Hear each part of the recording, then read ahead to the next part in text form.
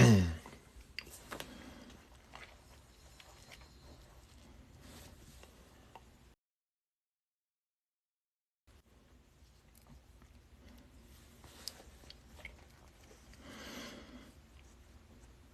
right, what's up, everybody?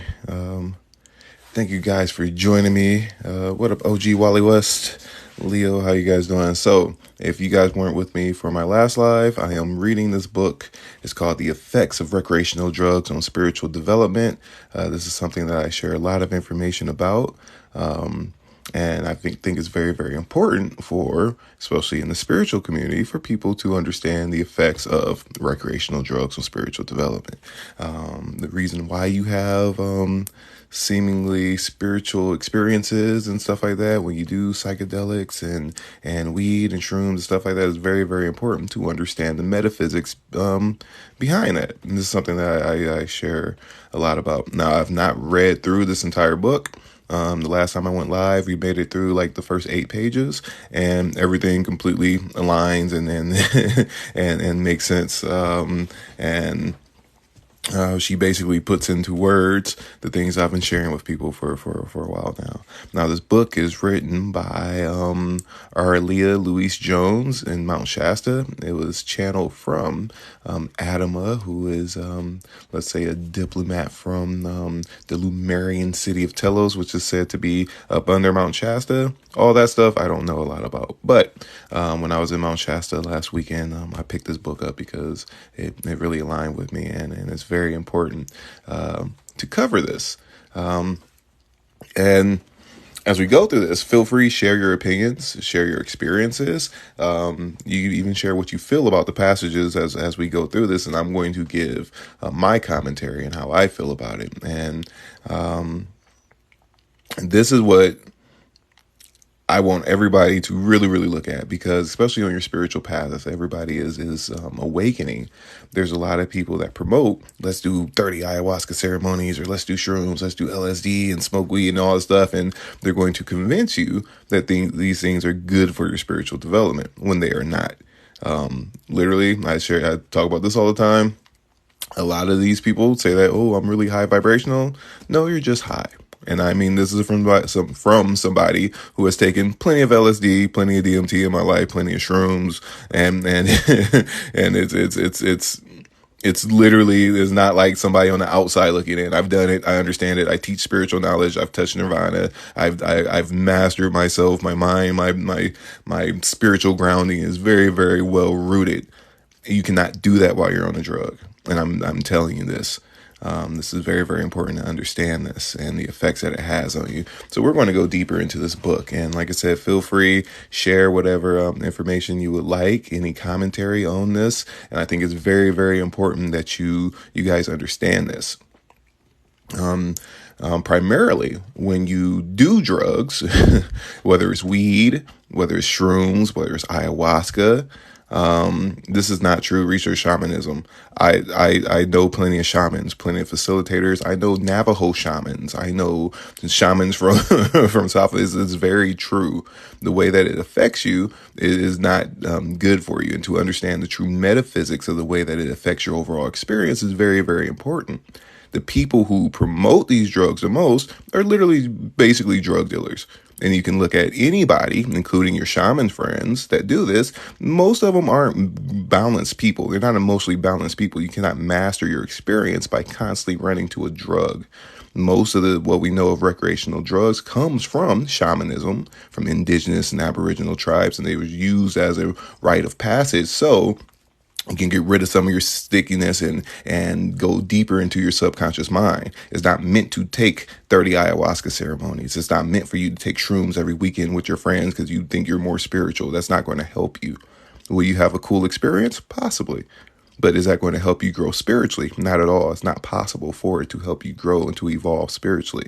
It is literally not possible. This is coming from somebody. Like I said, I have friends who own mushroom labs. I have friends that literally synthesize DMT. I have friends that I've done a lot of this stuff, and I'm fully aware of what happens when you do it. And I've also mastered myself after the fact. There's no way possible you can ever master your experience taking recreational drugs. It changes your body chemistry too much.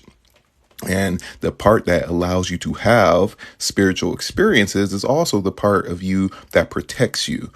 And if you neutralize that part of yourself, whatever is within your awareness, within your environment, it begins to metabolize through your experience. You cannot master your experience being a slave to your environment, to the consciousness of whatever you're around. It's impossible. So even the things that you want to do will not be out of your own will and volition. It will be out of you just being at the, right place at the right time.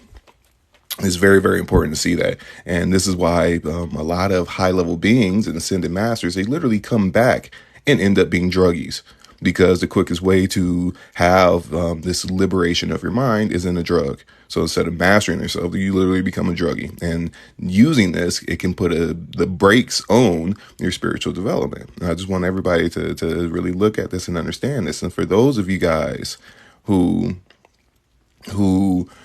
really back up and promote this drug, think about how you feel right now. As I'm saying this, some of you guys may feel a little discomfort. A lot of you guys are, cognitive dissonance. Oh, you might feel like I'm threatening you because you've identified so much with this external thing and feel like, oh, I can only have spiritual experiences because of this drug, because of whatever. When literally, why would you ever want to dull your spirit when you can have access to all of that on your own?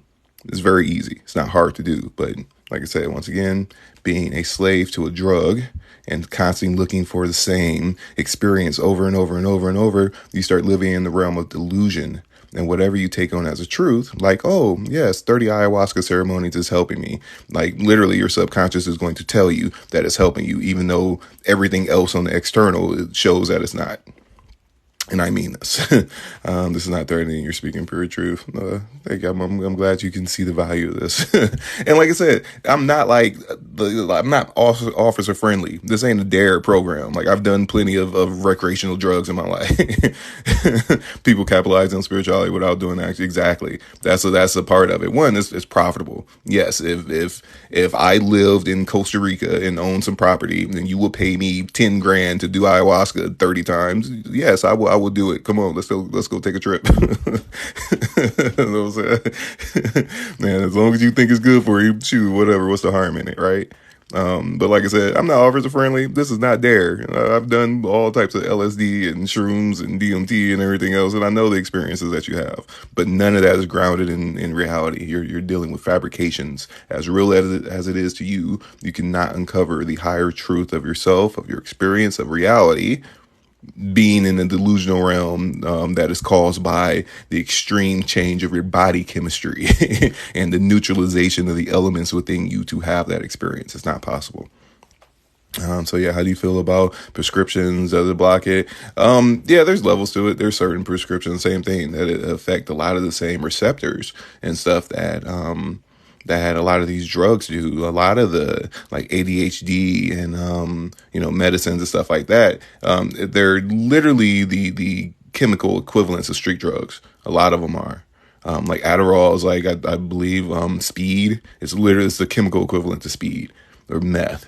So it really affects people like that, especially mental health ones like psychosis. Yeah. And I've seen people who take shrooms for the first time and they end up with schizophrenia because it can literally tear holes in your aura that you can never repair. And you can never, it will take lifetimes for you to patch that up. And I mean this. And I hope that everybody hears. I'm going to post a video about this, and I'm sure it's going to trigger a lot of people. And I'm sure it's going to be controversial, and people are going to be like, don't listen to this guy. Come and do shrooms with me because I'm more spiritual, but they're not grounded. And they go end up butt naked in the woods. Please don't end up butt naked in the woods unless it's like a weekend thing. Those that can't be fun. But like I said, those when being on a drug, there's no grounding in that whatsoever. So the experiences that people have, they can't ground any of these like experiences because being in a drug, you don't have grounding. You can't. It is not possible for you to stay like fully grounded. Being under the influence of drugs, it changes too much of your body chemistry. So yeah, safety within doing these experiences is key also. So like I said, the primary thing about doing these things is, as I've heard of shamans doing crazy shit. Yeah, because it puts you in a state of equanimity. Well, not exactly. It's so-called equanimity. And when you're in this state, the elements are balanced out within you. So you can access certain things that you may not have access to if you haven't balanced yourself, right? You haven't really balanced yourself.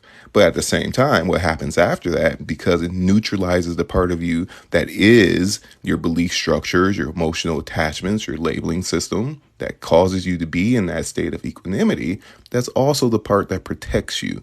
So what happens after that, and while you're in that level, in that realm, whatever mental realm or astral realms that you're attuned to, you're at the mercy of whatever levels of consciousness is within your environment, whatever it is. And like I said, the things that you even want to do after the fact will not be of your own will and volition. You're going to want to do whatever energy and consciousness became a part of your field when you had no protection whatsoever. You literally become a slave to there's spirits tied to every single one of these drugs. Literally, if you talk to any real shaman that comes from an actual indigenous shaman lineage, not Ted, who came from North Carolina, who did ayahuasca one time and now he's a shaman, because we know those people, and they're going to convince you, oh yeah, come on, let's do these trips and do this, that, or whatever. And they're going to convince you that that's what being spiritual is. It's not. It's being a druggie. And so check who your shaman is and where they learned their information from and the things that they actually like tap into and share. But like I say, even the shamans from these like South American Latin communities and stuff like that, they know that they can make money off of everybody, especially the people that aren't from where they're from.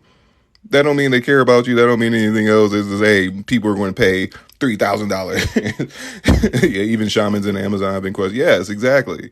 It's profitable. And then, like I said, you can't. That's not what spiritual growth is. Taking the drug isn't going to let you grow spiritually. Like you may, like if you're depressed and stuff, you might need, that's your only way to come out of that depression. Okay, cool. Do LSD one time, do some shrooms one time or whatever. But the people who promote it as this is what I do and this is what makes me spiritual and I'm all love and light because we do shrooms every weekend. That's just they're literally just druggies, and I mean this. And I say this coming from a place, like I said, I've done shrooms. I was at a place where, listen, like I said, I'd take a whole sheet of LSD with me and all my friends would go out and everything else, but there's no growth in that. There's no truth in that. There's literally zero truth, even in the experiences that you have. When you do these drugs, whatever information that you tie yourself to subconsciously, it begins to be animated through these things that you take. So if you believe that Jesus and the angels are walking with you, guess what you're going to see? You're going to see Jesus and the angels. If you believe that your ancestors are coming and they're walking with you, guess what? You're going to start seeing your ancestors walking with you, and your spirit animal will come and talk to you and tell you all this stuff, but it's all you. It's all you. The essence of your spirit is a vibrational match to God. And if you understand how the mind, aka your spirit, fully functions, then you would not put yourself up under, the spell of the spirits of these drugs, the divas, and different levels of consciousness that are tied to certain plant medicines, because they will literally rule over you. And when you get that urge, oh, I need to go do this, oh, I'm going to do that, it's the literal level of consciousness, aka a spirit, telling you, hey, you need to go do this. Don't you want to feed me? Don't you want to go do this? You can only have this experience with me. And the dangers of this is a lot of people have seemingly profound experiences, and they do these things over and over because they want to have that same experience. But it's still a delusion. It's a fabrication of your own subconscious mind. And there is literally no growth in that.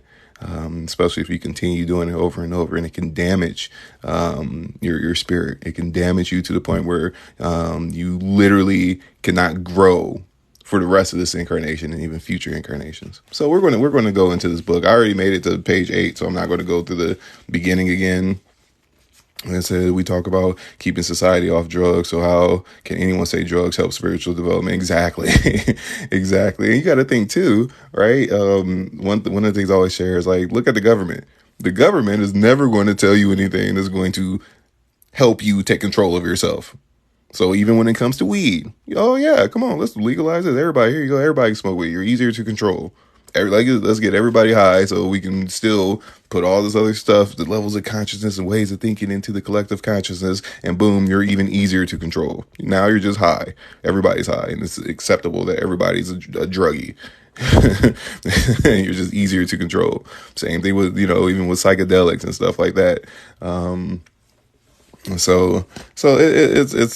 levels to it. So with this, right, in this book is really, really cool because she basically channeled everything. Says, why do they sell cigs and alcohol? Same thing. You literally become a slave to it. And it's more than just the physical aspect. There's astral and even mental aspects that go into it. And it's all essentially magic, pills and potions and things of that nature.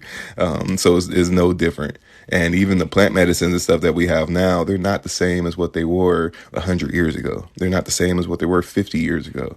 Not at all. And like I said, I know people with grow houses and farms and stuff like that where, this is what they do. It's not the same. It's literally not the same.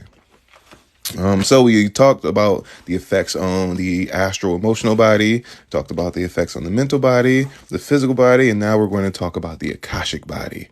We are going to talk about the etheric body and how recreational drugs affect this. Is this where I get the good kush? I heard this will play. This is better than anything you could ever smoke and put into a pipe. What I teach is literally you can tune into any frequency you would like to experience in all of creation, and you can experience that frequency. And then it's all a part of you, but you can never reach that state by being a druggie. Why would you ever want to dull your spirit when that is you? That's your awareness. That's that's your key to all of creation. Do you believe in Akashic records? I teach people to touch the Akasha, to touch the light of creation. So you can have access to Akasha.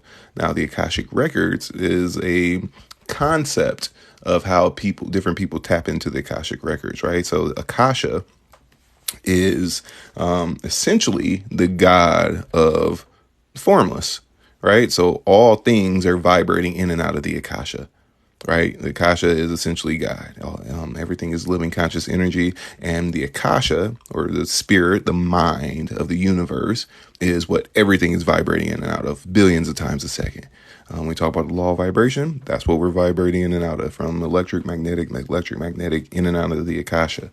So when you tune into the Akasha and you develop the mind to the point where you can interact and see the Akasha, that's where you have access to universal consciousness, universal knowledge, or the Akashic records. Most people who give different ways to tap into the Akasha, they may not have access to Akasha, but like their guides and their spiritual team will relate information to them through the Akasha. But to truly master yourself and to touch the light of creation, or to touch monad, which is the epitome of a lot of spiritual systems, that's how you go into the Akasha, and your spirit comes back into resonance with universal consciousness, universal mind experiences. And that's what I teach people how to do. So the Akashic records are a thing, but like I said, people who have actual access to Akasha is completely different than tapping into the Akashic records. So yeah, if you have any more questions on that, by all means, feel free and ask. But your etheric body, ether, and Akasha, same thing. Your etheric body, or your Akashic body, is basically your spirit blueprint. It's your etheric blueprint. And this is what keeps you from disintegrating as we're vibrating a billion times a second in and out of the Akasha. It's basically the blueprint of your body, your spirit's body. So we're going to talk about the effects of drugs in that. All right, how it affects you on the highest level. So, ethereally, drugs tear down much of the protective sheath of the soul, known as the subtle body. It can take a person who has indulged in one lifetime in the constant use of marijuana, LSD, or other similar recreational drugs up to 3 to 5 lifetimes or longer to get back to where they were in the first place. Addictions can cause tremendous damage to the etheric bodies. It is neither obvious how much the subtle bodies can be harmed from physical perspective. We are not talking about someone who has experienced drugs a few times and never continued. That's not going to hurt you deeply. We're talking about regular usage over a long period of time. Many of you have been using drugs for 5 to 10 years or longer. At this time, because of the divine grace being offered to all of humanity by your Heavenly Father, there is still time to let go of the addictions and begin a spiritual, emotional, and physical cleansing. By divine grace, all can receive great healing. But if the soul leaves this incarnation before healing takes place, it may bring that damage back into the next incarnation without being aware of why it has the problem. So this book is Effects of Recreational Drugs and Spiritual Development. It is written by Auralia Louise Jones in Mount Shasta. I picked it up last weekend when I was in Mount Shasta. It is channeled via Adama, who is, let's say, a high priest of Telos, which is believed to be a city up under Mount Shasta. It's a Lumerian city, and I don't know a lot about that, but this is what it's been channeled through. And from everything that I know spiritually, like I say, this is what I teach, the spiritual knowledge, like how to see this stuff firsthand and how firsthand experiences. All this is pretty accurate. And like I said, I'm not officer friendly. This isn't a DARE program. I've done plenty of drugs in my life. So this is from personal experience too, and being able to see the polarity of exactly how it affects you. And it's very important to see this and to understand how this affects you, because this is real. So yeah. And thank you for the share, Ancient Queen, because I've been told this spiritually too. Yeah, it's pretty deep. So how's the auric field affected? And if you guys have any questions or comments, feel free and drop them, okay? When we look at a person who is a child of love, light, and innocence, the auric field demonstrates a beautiful emanation of the colors of love, the 7 rainbow rays, and the golden light. It radiates out in different intensities of tone and shows beautiful geometric patterns of colors of high vibration. It is so because the beautiful colors of God have their counterparts in the full spectrum of the rainbow, representing harmony and love. Have you guys ever met anybody who's radiating light and you can see this bright white or gold or even rainbow emanation from their spirit? I've seen plenty of people. Sometimes you guys might have seen me, and the same thing. You don't stay like that being on drugs. I'm gonna let you know that right now. Not no ayahuasca or mushrooms gonna make you glow. When you look at the auric field of a user of marijuana and other drugs, you see distorted patterns of the red tone of anger and vile green tones. There are black and brown splashy spots all over the aura. More often than not, the beautiful original geometric pattern can no longer be seen. It is muddy in tone as the colors are very distorted.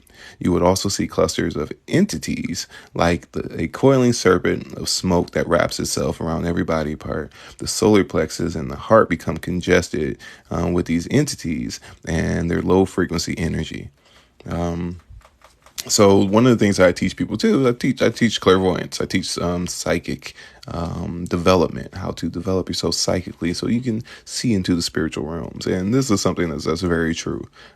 You can look at somebody and everything about them it's there. All your energy is there. Like I said, even weed, ayahuasca, peyote, mushrooms, it's living conscious energy. They have a level of consciousness, a level of spirits and divas and stuff like that that's attached to them. When you partake in something, especially repeatedly, it becomes a ritual, and you're tying yourself to that level of consciousness, to those spirits, and it becomes a part of your field. Everything about you is an expression of some level of consciousness. Remember, consciousness and spirit, same thing. All the things that you like is because you liken yourself unto this level of consciousness, into the spirit of music, the spirit of dance, the spirit of rap music, right? The spirit of weed. So the spirit of weed is within your field. You see it, and it's there. And like I said, the lower, denser, darker things, it changes your perspectives, your perceptions. The way that you even perceive information begins to change because of these different levels of consciousness or different spirits you align yourself to. And when it comes to drugs, they're very strong spirits. They change your body chemistry. They change the way that you feel, the way you think. This is why people who do heroin will literally rob from their parents and they will do heroin until they die willingly. Oh, I know this is killing me, but I'm going to do it until I'm out on the streets, and I'm literally going to do it until I die. Now, there's nothing natural about that. When you are completely purified, everything within your physical being, and even on your spiritual side, your divine will is self-nourishing and healing. And I mean this. The body, the system, even the spirit is meant to be self-nourishing and healing. If there's anything about you whatsoever that's saying, hey, let's go do this thing that's going to damage me, then it's something that's attached to you telling you that this is a good thing when it's not. So looking at that is very, very, very important. So the name of this book is The Effects of Recreational Drugs on Spiritual Development. It is written by Auralia Louise Jones. And like I said, this is my first time going through this book. I picked it up last weekend when I was in Mount Shasta, and I haven't read through it. So it's just cool to see that she's putting everything in words of things that I've already shared with people. I just haven't written a book on it yet. So this is pretty cool. So like I said, if you guys have any comments or questions about any of this stuff, feel free and share, as I will be sharing my own personal input as I go through this. And like I said, it's very important to understand how this affects you, because it's a real thing.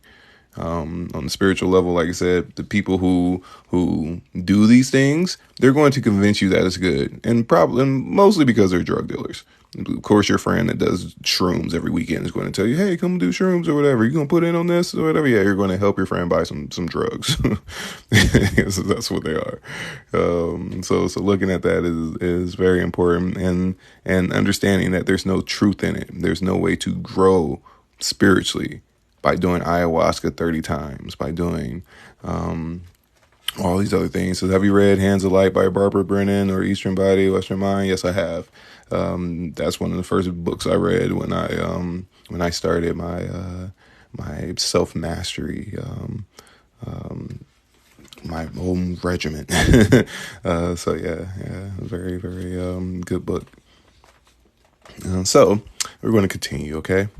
The etheric body and the auric field of the users of recreational drugs are not a very pretty sight to see.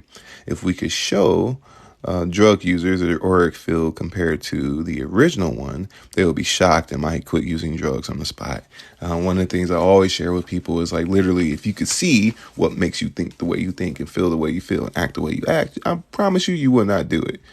Go to a bar at night where everybody's drinking and all their emotional, astral, problems are dripping out of them onto the floor, and you will literally see dark shadows and all types of weird beings and stuff literally controlling, making them dance and do all types of stuff. It's not pretty. And like I said, if people could see what makes them think and feel and act the way they act, you wouldn't do it. So this is why I don't suggest for people to train their clairvoyance. I know I teach everybody how to train their psychic development and skills and stuff like that.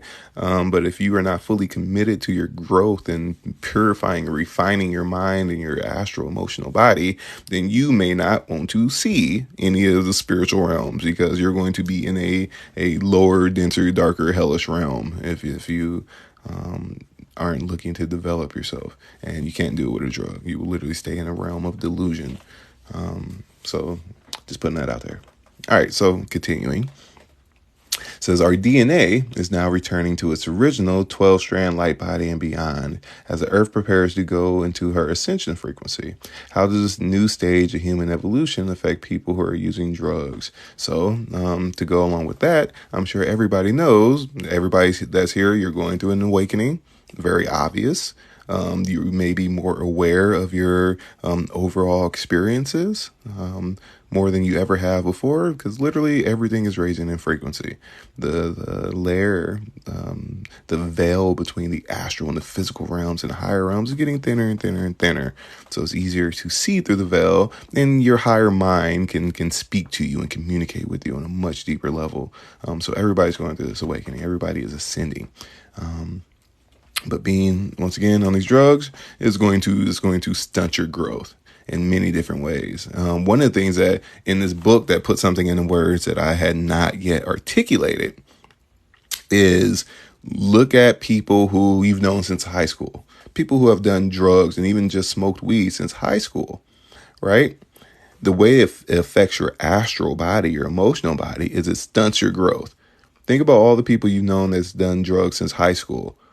They are still in the same space emotionally as they were when they started doing drugs.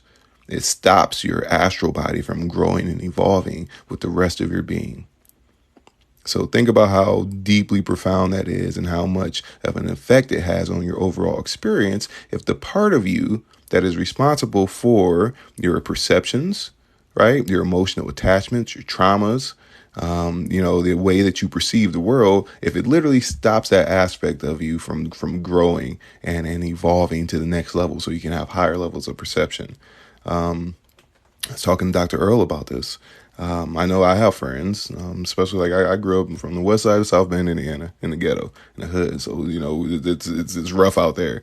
And everybody smoked weed in their teenage years. And I go back there, I can visit my cousin and, it's a couple people from high school and stuff. They'll come over, same stories that they were on 15 years ago. Oh, remember so and so, and I did it all. And literally they have no growth astrally because literally they've been doing drugs the entire time. So their ability for their astral body to grow and evolve, it literally stops.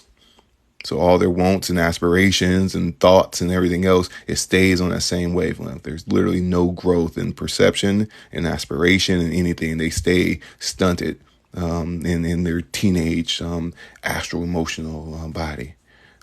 So that's very important to look at. Continuing, it says, unfortunately, they're not changing in a positive way. The use of drugs prevents a complete positive mutation since the main factor in cellular mutation is the love vibration and the effort a person makes to raise their vibration. How do you expect to raise your vibration while you create, feed, and entertain legions of negative entities? This is a literal thing. The mental realm, the astral, emotional realms that you're in, whatever you're tuned into, that's what your field is. If you are in a realm of anger and hate, you are in a fire realm filled with anger and hate entities and beings and stuff, and they're going to tell you, yes, be angry over this and do that. And there's literally legions of different levels of consciousness and spirits and beings and divas and stuff like that.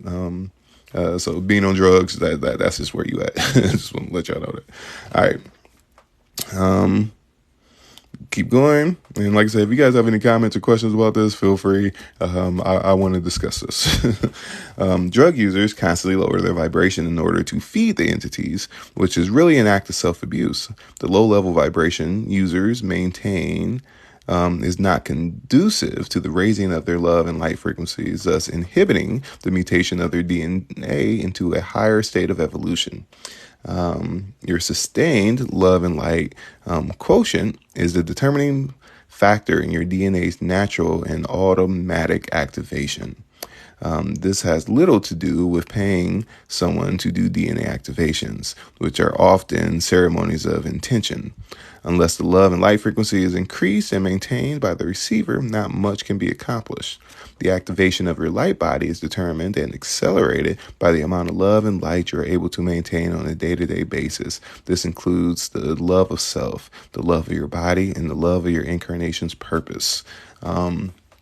So that's a really big thing. This is why one of the first things I share anytime you guys have ever seen me go live is the first step of alchemizing anything in your whole experience is self-love. You must love yourself fully, wholeheartedly. Love yourself. If you love yourself, you're going to take care of your body. You're going to take care of your mind, your spirit completely. I don't know too many people that do any drugs who smoke weed consistently that love themselves. And I'm going to tell you that right now. When I was smoking weed every day, I didn't love myself. I know that like completely. When I was drinking every day, I most definitely didn't love. When I was smoking cigarettes every day, there was no way possible I had full self-love, or even love my body, or even thought about what my incarnation's purpose was. So that's the first step. So that's pretty interesting. Once again, this is my first time going through this book, so I have no idea what they were talking about. But she's really putting into words the things that I already share. So it's kind of cool to get a different perspective of it. Empress Angel 13 says, please, how do I help them to stop the self destruction and sabotage? So several different ways that you can help, right? Because like for what I teach hermetic alchemy, right? So you're literally generating more light in your spirit. You become a stronger conductor for energy, and just by developing yourself and changing these things within yourself, the influence and effect that you have on your environment from the people closest to you, you literally can just watch them grow and evolve. You don't even have to say anything to them. You ain't got to touch them, nothing. Just that's what your energy does. And this happens to everybody. This is why they say like misery loves company. People who are stuck in these delusional, depressive realms and stuff like that, their energy is trying to pull people down. And people who don't have a strong mind, right, and they're not, balanced in their emotions, they might get pulled down too. But when you start developing yourself mentally, astrally, right, you become the alpha tuning fork, and everybody else gets pulled up too. But just even planting the seed and then and tuning into that person and telling them, telling them how, I'm trying to think the best way to word this waking up that divine spark within them. And just showing them love and appreciation and approval for them to, tap into their divinity. Things just start to run their course simply from that. Because remember, everything that's about you is an expression of consciousness. It's a level of consciousness. It's essentially a spirit. Everything about you, everything that you attach to, everything that you do, everything, big hugs, exactly. Everything that you attach to, everything that you liken yourself unto is consciousness. It's some level of consciousness. So even when you can say something like, hey, do you think that, ask them the right questions. How do you think that, drug usage is affecting your experience? Right? Do you want more? What do you do? Asking the right questions so they can switch to that frequency. Because we have all the answers in the world, but all the answers that you have are specific to you, not to the people who you want to help and the people who you love. Everybody has the answers to their own problems. Even though they may not see it, everybody has the answers to their own problems. So asking the right questions so they can switch to that frequency, so those answers can arise within their experience, is the way that you help somebody through inspiration. Because what helped you, it will not be what will help everybody else around you. We all have the answers to our own problems. So the best thing that you could ever say to somebody when they're going through something is, well, what are you going to do about it? Right? Because people will complain day in and day out about all their situations, everything that they're going through or whatever, and they will look and search for people to reaffirm their depression, their negative habits and stuff like that. The best thing you could ever do is say, well, what are you going to do about it? Now, if you develop yourself and you've done the whole alchemy thing and you've developed your energy, then you can just tune into their energy. You can release whatever addictions, whatever lower entities and stuff that are around them, and you can literally clear them and purify them and stuff like that. But until you get to that level, what are you going to do about it? That's literally one of the best things that you could ever ask somebody. So I don't drink alcohol nor eat meat. I stopped smoking 17 years ago and never looked back. Oh, that's beautiful. That's absolutely beautiful. It's life-changing. And like I said, look at people who smoke weed, right? Just as simple as smoking weed. Tell them to do a 7-day weed fast and watch how their life changes in 7 days. Watch how much more control they have over their life and how they become more focused and more energetic, and life literally begins to look lighter and brighter. And just, it takes courage for people to want to change, right? To step outside of their everyday routines. And like I said, these spirits and stuff that's attached to these things, they're strong.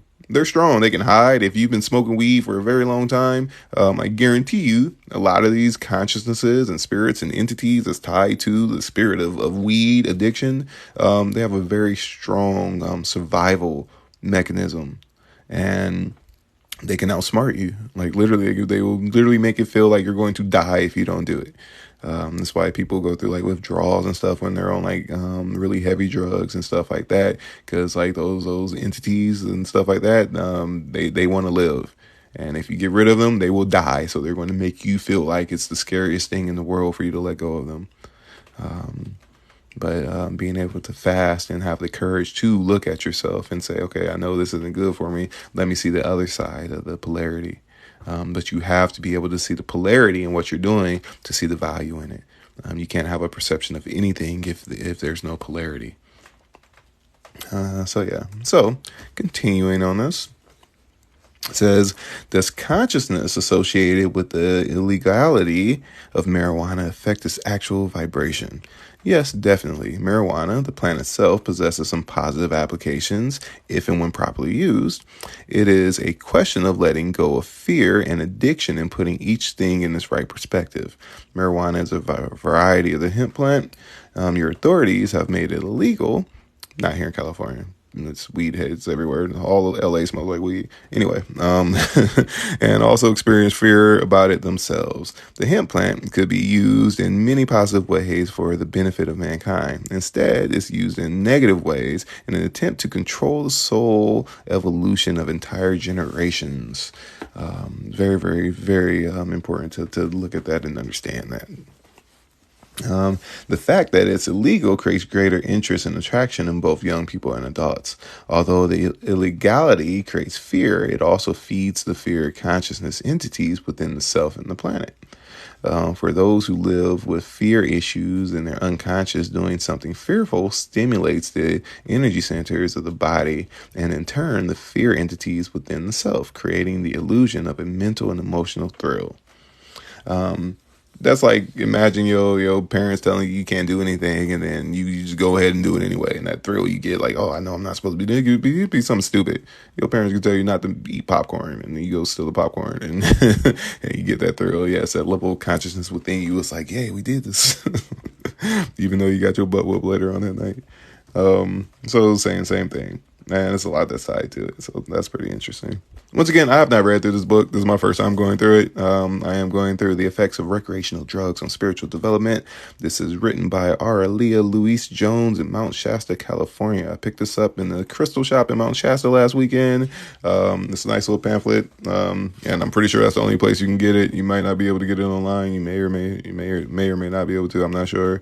But this is my first time going through it. It is channeled by Auralia. And it was channeled from Adama, who is known as a high priest of Telos, which is a Lemurian city located up under Mount Shasta. Now, I do not know a lot about the Lemurian city of Telos and Mount Shasta, but this has been something that's it's been in books for about 100 years or so. So this isn't a new age thing, and it's not like as crazy as it may sound, and like literally, like this has been talked about, for a very, very long time. Matter of fact, I remember Bobby Hemmett talking about the Lumerians and Syrians and Pleiades and everything else that goes with it. So it gets pretty deep. But I'm not an expert in any of that. I just teach Hermetic alchemy and Hermetic magic. So we're going to continue. It says, understand that drug entities are fed by the vibration of the altered plants, and the fear entities are fed and energized by the fear energy. Being in fear and creating the fear vibration has become a form of addiction for a great number of people. Why do you think so many people enjoy horror films and violent movies? The emotions created by watching these scenes feed the fear entities, which run the internal programming of those watching and enjoying the stimulating sensations. Those who have not made peace with their heart and their divine presence have not yet understood the true meaning of love and peace. That's really important to look at and see. I like that passage. What up, Alana? How you doing? It says, on this planet, the great majority of people are programmed to be emotionally activated by fear. Look at the news, right? This is part of very old programming that now needs to be resolved by everyone committing to enlightenment. In the new world toward which the planet and humanity are traveling at this time in consciousness and evolution, there will be no room for such vibrations. Those still choosing to carry these vibrations within themselves will be held back and denied entrance until their lessons are learned. The fifth dimensional consciousness will not accept this kind of baggage from anyone, so making drugs illegal doesn't solve the problem. Those determined to use the drug find a new way of getting it because it's so easily available. The clandestine and recreational I've never even seen that word before. the what? The clandestine. Okay, anyway, way recreational drugs are marketed, and the fact that they are illegal encourages users to become deceitful and dishonest towards themselves and others. This is not said in criticism or judgment of the authorities. They tackle the drug problem the best they can. Drug users become secretive and suspicious and live a double life. This behavior is certainly not conducive to building the type of soul qualities and human character that are needed for ascension and evolution into higher consciousness. So going through this, somebody says, so the other paragraph says there is a correct way to use marijuana. Yeah, there is. There's ways, there's places and times and things and stuff like that. But it's not like smoke it every day or even every week. Like you can do like different ceremonies and stuff like that. Marijuana in essence is great for going within, right? But the way it affects your body chemistry, it does something to the spirit where it kind of binds your spirit to your physical body. So it's really hard to go outside of yourself. You can look at people who are really, really like, who smoke weed every day. Most of them aren't really empathic people. Or some of them are empathic people and they smoke a lot because it dulls their amount of empathy. It takes away their ability to feel outside of yourself. It contracts the mind into the body. And remember, spiritual growth is all about expansion of consciousness, expansion of your astral emotional body, expansion of your physical body. When you smoke weed, it contracts everything. So it's easy to go within, but not so much to reach outward and for your spirit to expand. So yeah. So like I said, I've done plenty of drugs in my life. I smoked weed since I was like 13 until I was like, I took gummies like last year. It was like October last time I did it. Actually, it was a little bit before that when I was in Sedona. I did, and it was something I was kind of like guided to do too, and being able to see the polarity of how it affects my experience from not doing it at all for a very, very, very long time. And then doing it and even documenting my experience, how it affects all the different tuning forks I've cultivated, all my magical stuff I have going on. It literally like put it to, hit the brakes on everything I had going on. And I mean this. It is and like, because I did it, like I said, it neutralizes the part of you that also protects you. So when I did this, luckily I was in Sedona. So, the collective consciousness there it's different, but it's not like this horrible. It's not like being in LA. If you just stuck in LA, like, the things that pop into your conscious awareness, it won't be very good. So in Sedona, I became a part of the collective consciousness of Sedona, even though I had already been there for 5 months. And it didn't affect me whatsoever up until the point that I did that. So I could see the polarity of it and even documented a lot of how it affected me.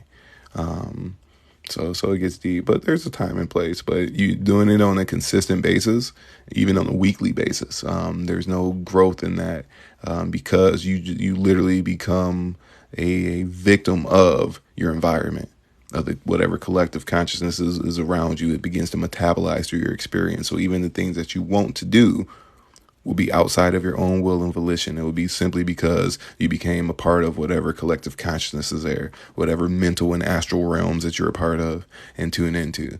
You can't master your experience by constantly doing it. But like I said, if you're doing a ceremony with somebody, here and there, and then that's cool. But there's still karma that comes with it too. So yeah. Any other questions? I'm going to continue. It says the child of light, the child of love and innocence cannot and will not find anything to hide. Yeah, so when it comes to spiritual knowledge and spiritual growth, there are no secrets in the spiritual side of life. Just to let y'all know that any high level being can see you and see everything about you. I can look at somebody and tell exactly what type of drugs they're on, how much they got hiding, their traumas and everything. It's all there. It's literally all there.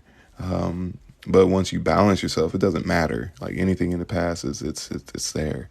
And, to remove that trauma, to remove these lower things that we attach to, that we once identified as and with. It creates a type of balance in your field, and then you can tap into that love and innocence and light and stuff like that. So one of the things that, like, when we raise up in the non-dual light and stuff like that, to get there, it's not all love and light. Like, becoming enlightened and stuff like that. It's not all just love and light and anything like that. You're a balance of light and dark. But to look at your dark side and to understand it so it doesn't affect you negatively. There are darker light densities that serve you. Literally, it's not all, everybody's not all love and light. And most people who I've ever met that say, "Oh, I'm all love and light," then their shadows are everywhere and they don't want to look at them, so they don't see it. They just think they're all love and light. But you're a balance of light and dark. Darkness is just dark light. It's the same thing, just a different polarity. But some of your dark stuff does serve you. The goal is to look at it, to understand it, and to raise the frequency of it so it doesn't affect you negatively or the people around you negatively. So the whole of who and what you are, raises up in frequency. This is what the middle path is. And you can only reach the very top by this middle path. And this is where we get into talks about non-duality. To be non-dual that's what the middle path is. You're non-dual. Your balance, what yin and yang is, or yab yum, the balance of electric and magnetic, light and dark. But we're not going to get too deep into that. All right, so continuing on. Life on this planet is moving towards the consciousness of total knowingness and openness, where everything will be known and nothing will be hidden. Do you know that in higher realms, no one can hide anything from anyone else because everything can be seen and known at all times through the auric field, your vibration and the colors that you emanate? That's so funny because I literally just said that. So yeah, I have not read this book yet. And you can access that now. But yes, in the future, everybody will be able to do it. But if you want to speed that up, I got a course. So check out the link in the bio. Use promo code Alchemy, you get 25% off. But yeah, we can see everything in the auric field of the people on the earth we choose to gaze upon, as we do in our own community of light. Very soon, there will be no more secrets on this planet. It is in your best interest to start getting used to it now. So that's just really funny. So what book is this? This book is called The Effects of Recreational Drugs on Spiritual Development. It is written by Auralia Louise Jones in Mount Shasta, California. I picked this up in a crystal shop in Mount Shasta last weekend. I don't know if it's online or anything. This was like at the counter, and this is something that I talk a lot about. I share this information a lot with people. It's the first time I've seen somebody that made a book about it. So this is really cool to see somebody that's on the same wavelength. But this is to show you too.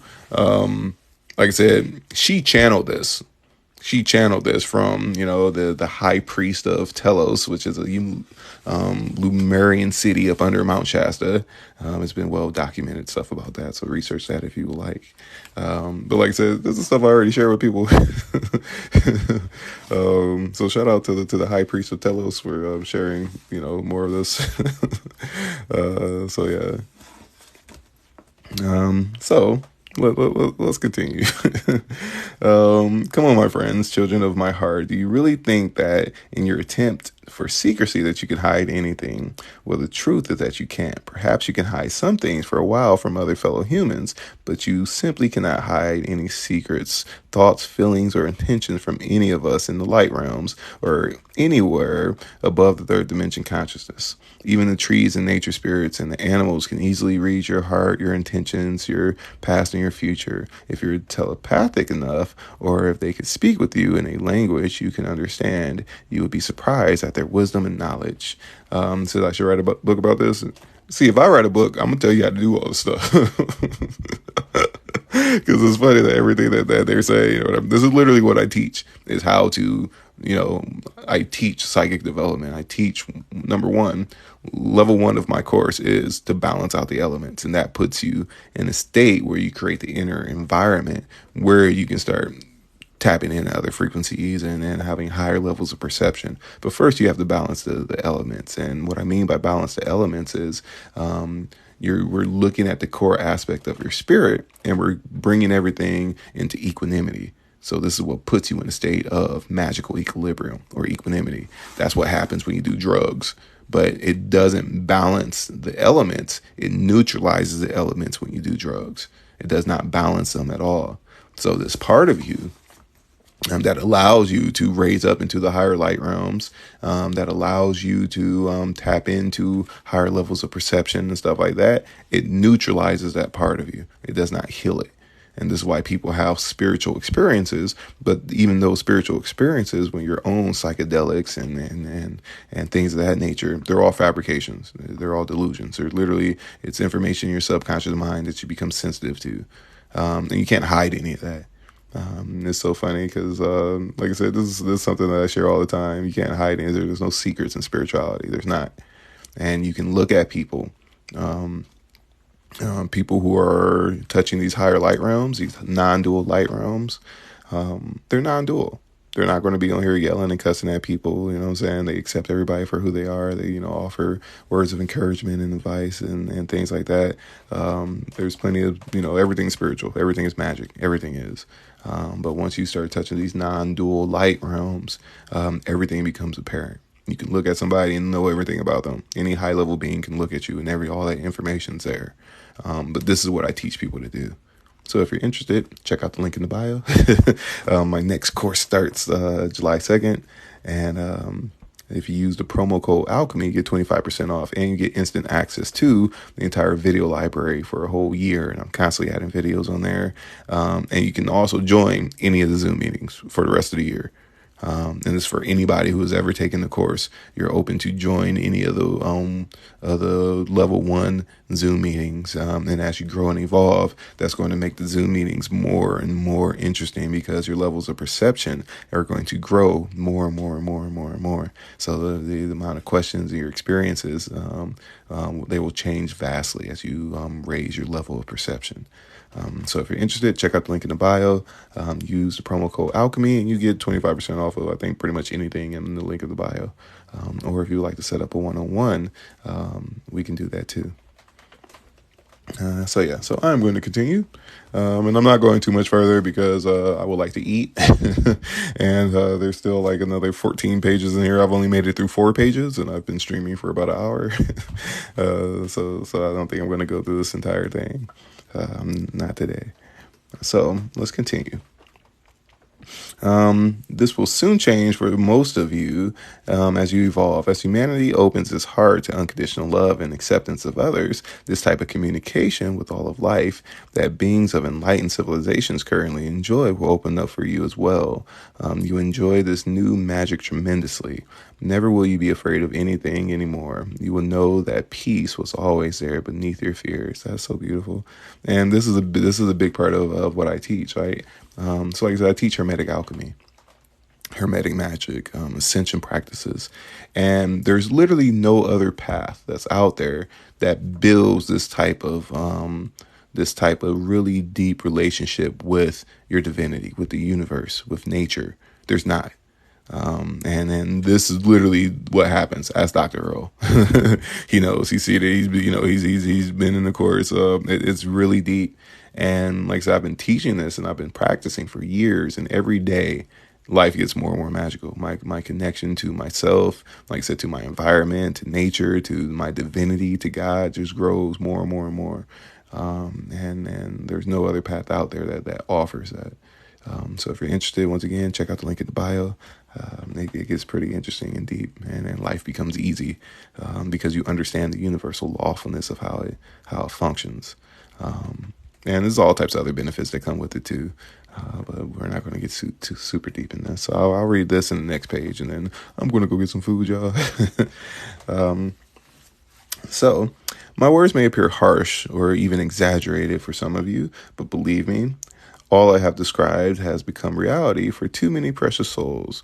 Not all those using marijuana will experience the symptoms I have described, but I did my best to show you the path that drug use leads you to eventually, when alignment with the incarnation's purpose continues to be ignored. A lot of people, stay tuned into their own suffering. And this is where, like I said, loving yourself, knowing yourself, is very, very important. That's why they say, know thyself and you will come to know the universe and the gods. If you know yourself, you will see your divinity. You cannot ignore it just by knowing yourself. And then you will understand your purpose and your place here in the universe, because that's your magic. For real. Absolutely.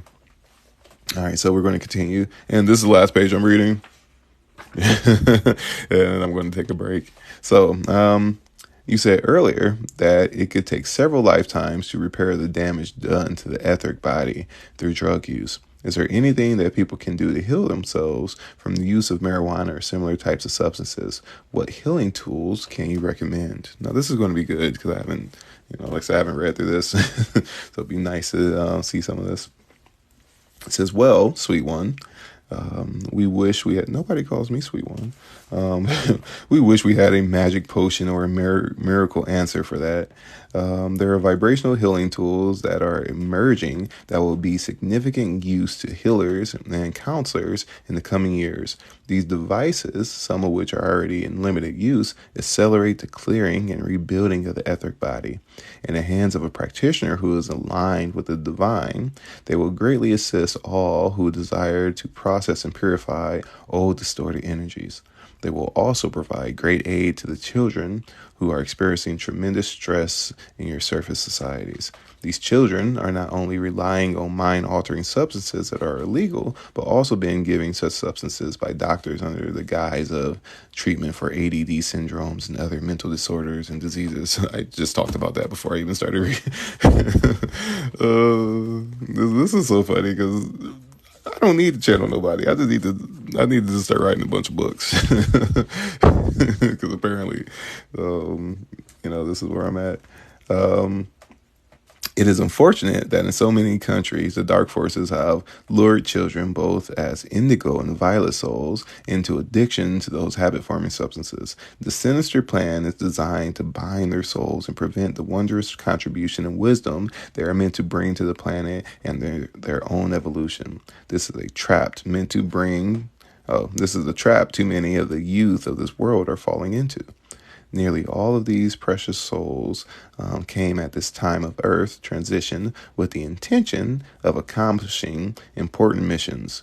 We know that a great number of these precious children will wake up on time. But for those who will not, the drug abuse and addiction will mark a major setback of consciousness in their evolution. What will begin to make the greatest difference, though, is the right information and knowledge of the truth. Peer pressure has played a very negative influence in society. It is giving up of one's powers and values in order to avoid appearing different or to feel accepted by others. I say to you, dare to be different. It's a sign of maturity, wisdom, and sovereignty. That's something that I promote a lot about. Remember, one, who wants to be normal? Like, I don't want to be like none of these people. Let's not talk bad about anybody else, but I'm me. I'm me. I don't care to be approved by anybody, to be accepted by anybody. I'm me 100% of the time, no matter what. And then that is liberation in that.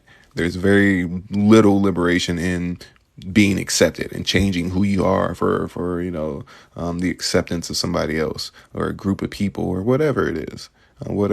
Always be you. That's your magic. I share this all the time. There's only one you. That's it. There's only one you, and the universe found it very, very, appropriate that you're here. And because it's only one you, that's your magic. That's what makes you special. So be you, fully, authentically, 100% you, and share that with the world. And like I said, this little light of mine, I'm gonna let it shine for sure. How you doing, Jessica? So that's all I'm reading for now. We're gonna start back on page 14. I think there's like 27 pages in this whole thing. Yeah, 27 pages. This is my second go around at reading this. I made it to page 8 last time, and I made it like another 8, almost 8 pages.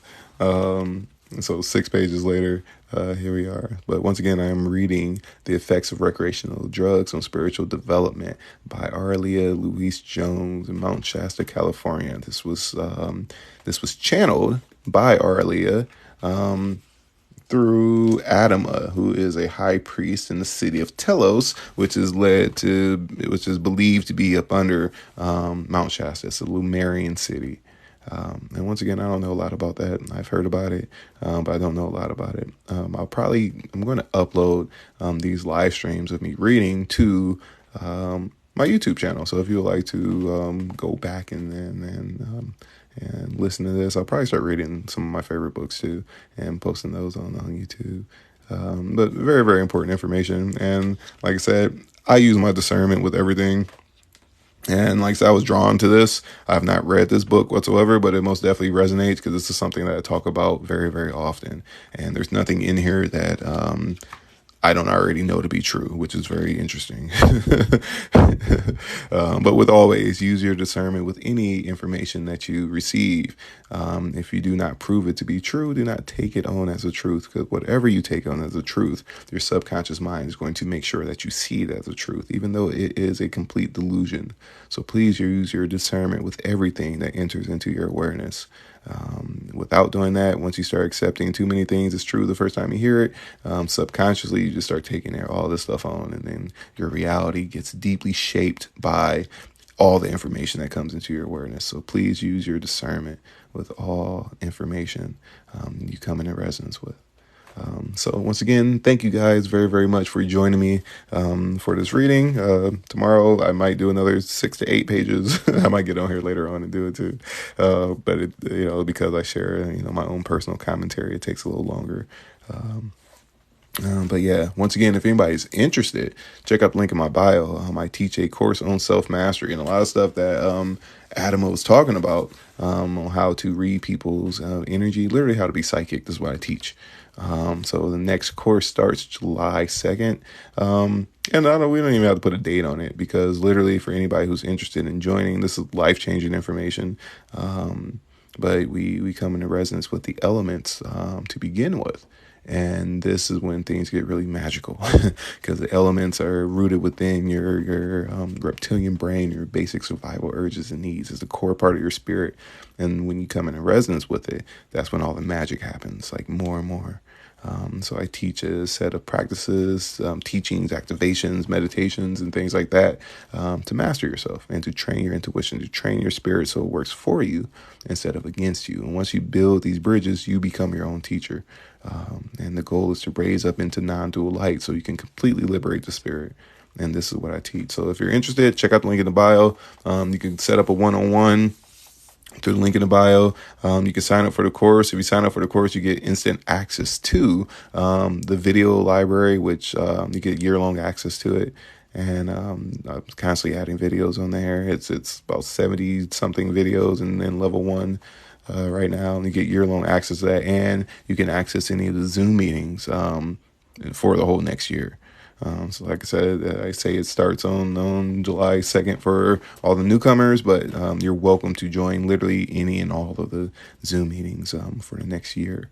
And it's a very, very powerful process, and there's no other path that builds such a very, very deep connection with the environment, with nature, with your divinity, and it's amazing. And it's outside of any cultural or spiritual or even religious context.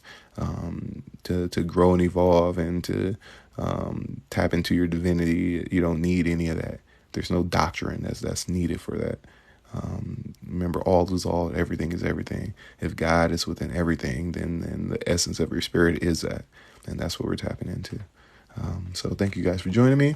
Once again, if you're interested, hit the link in the bio. Use promo code Alchemy, and you'll get 25% off of anything in the link in the bio, pretty much. So I look forward to seeing you guys, whether it's on Zoom or in person or even on the next live stream. So thank you guys for joining me. Bye.